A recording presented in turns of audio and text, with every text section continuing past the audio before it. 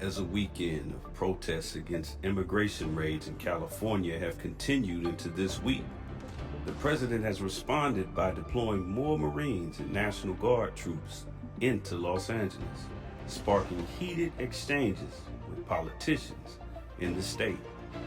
Los Angeles police said that while the protests have mostly been peaceful, some violence has occurred, though several officials have rebuffed the president's intervention, saying they have it handled.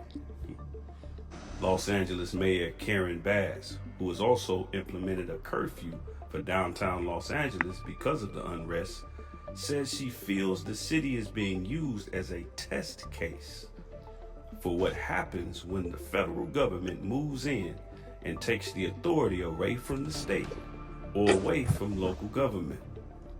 Mayor Bass is absolutely right.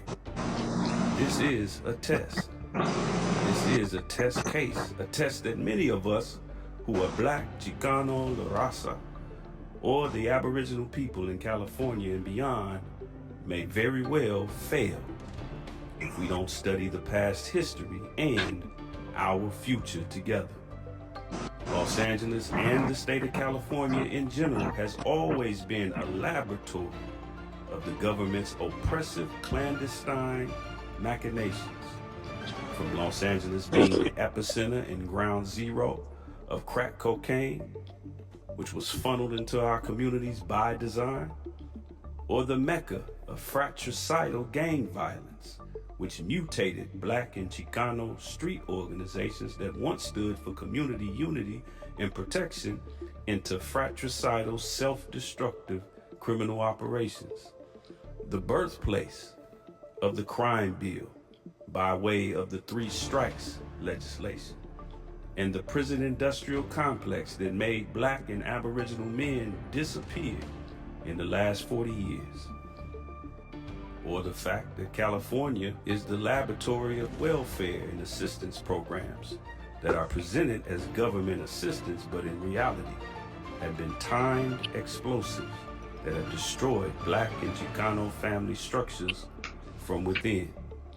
And the latest machination has been the hidden hands that have sparked disdain, distrust, and disunity between the Black and Chicano communities throughout Los Angeles and the state of California.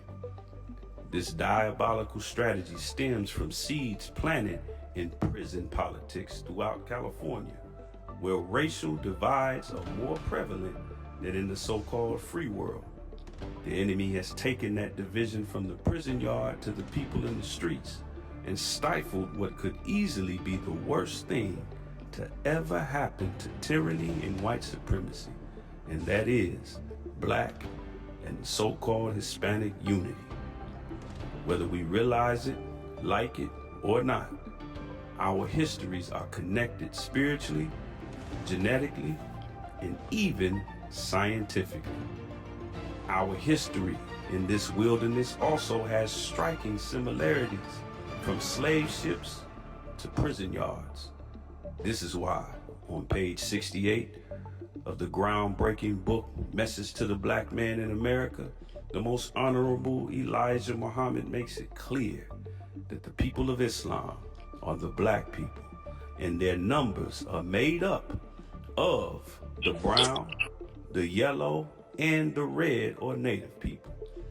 We are all a family, which is why from prior to 1975, when the Most Honorable Elijah Muhammad was amongst us, all the way to today, when the Honorable Minister Louis Farrakhan is sitting in his seat, the Nation of Islam has always been a shining example of Aboriginal unity, from the many indigenous or so-called Hispanic members in the Nation of Islam, to even having predominantly so-called Hispanic temples and mosques that teach the value of God's will, separation, and the unity of the people of God.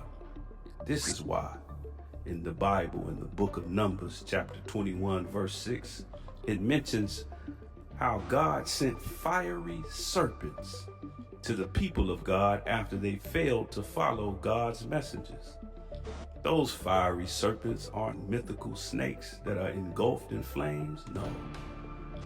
Those serpents are a kind of a man that both the Black and Chicano people have struggled against since the serpent stepped foot in our past.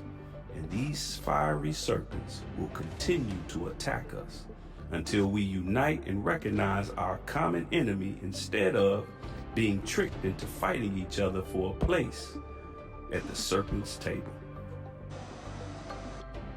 NationTownTV News, right down to the prime time.